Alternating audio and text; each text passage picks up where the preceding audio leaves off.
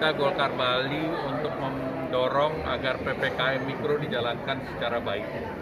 Karena Golkar ini kan punya DPRD, punya bupati, punya wakil bupati, sehingga ini tentu PPKM ini penting untuk tahun ini, sehingga pertumbuhan ekonomi Bali bisa diputer dari -9, ya minimal harus lebih baik.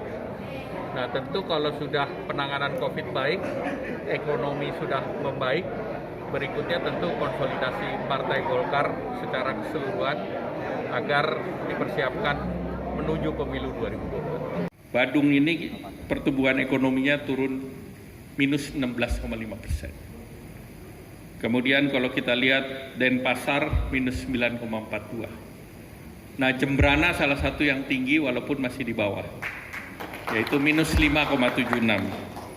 Jadi tentu dengan situasi seperti ini, wajib hukumnya Jembrana untuk menjadi katalisator pertumbuhan ekonomi di Bali. Karena Jembrana ini juga didorong untuk diversifikasi juga pada produk-produk pertanian, tadi dilaporkan oleh Ketua terkait dengan tanaman vanili, dan kami juga dorong kemarin pisang Cavendish untuk ekspor, karena pisang Cavendish ekspor ini menjadi salah satu yang bisa menjadi komoditas baik dari Indonesia.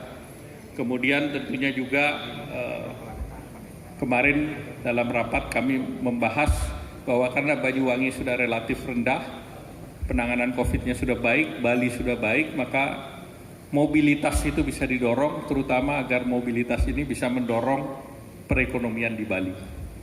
Nah, pemerintah sudah mempersiapkan beberapa hal, yaitu pertama untuk restrukturisasi perekonomian melalui peraturan dari OJK, bahwa restrukturisasi di bidang makanan, minuman, hospitality, perhotelan itu bisa memperoleh restrukturisasi dari perbankan dan diberikan grace period 2 tahun. Artinya bisa mendapatkan modal kerja dan direstrukturisasi. Nah ini khusus untuk industri hospitality ataupun hotel, restoran, dan kafe. Nah khusus kafe bisa menggunakan skema KUR yang di bawah 500 juta, itu pun restrukturisasi diberikan, dan khusus tahun ini diberikan modal kerja sebesar bunganya 3%. Sedangkan yang kredit dari 500 juta itu dinaikkan untuk menengah menjadi 20 miliar, dan tentunya beberapa penjaminan juga dilakukan pemerintah, dan kita akan dorong bahwa kredit ini, kredit usaha kecil menengah, yang intinya adalah usaha-usaha di Bali, kebanyakan adalah UMKM, itu diberikan prioritas. Yang sekarang jumlah kredit yang disalurkan rata-rata 18%, arahan Bapak Presiden kita tingkatkan menjadi 30% sampai dengan tahun 2024. Artinya kredit yang diberikan, kalau tahun 2024 total kreditnya adalah 6.000 triliun, maka yang akan diberikan kepada UMKM adalah 2.400 triliun. Nah, oleh karena itu ini yang perlu tadi ditangkap oleh badan yang dibentuk oleh Ketua Bali, Badan UMKM, kemudian juga program petani, dan ini bisa mendorong antara usaha kecil menengah dengan fasilitas perbankannya. Nah itu silakan nanti bisa didorong oleh Pak Ketua. Nah tadi juga disampaikan beberapa kegiatan yang dilakukan oleh Partai Golkar. Yang pertama tentu hasil Rakernas kemarin itu sudah memberikan penyelesaian penugasan untuk KTA di tingkat provinsi.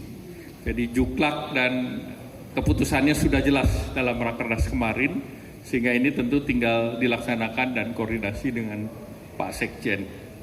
Dan kemudian kedua, sukses kaderisasi dan keanggotaan ini menjadi penting, dan tentu pemenangan-pemenangan di dalam kontestasi di tahun 2024. Jadi kita tidak ada pilkada di tahun 2022 maupun 2023, ditarik ke 2024, dan di situ akan didahului oleh Pileg dan Pilpres, dan pilkadanya sendiri sesudah itu di bulan November.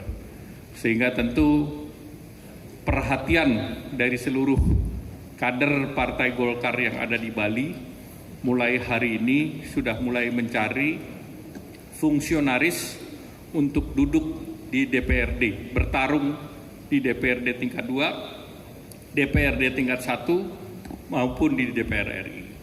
Penting bagi para fungsionaris untuk mulai bekerja sejak sekarang. Waktu 3 tahun bukan waktu yang lama. Oleh karena itu, kami juga dorong Badan Pemenangan Pemilu dan PP Pemenangan Pemilu, di sini ada Pak Demer, ini untuk selalu merekrut kader-kader andalan, terutama kader-kader milenial, karena pemilu 2024 akan berbeda dengan pemilu-pemilu sebelumnya, di mana pemilih-pemilih muda akan lebih mendominasi.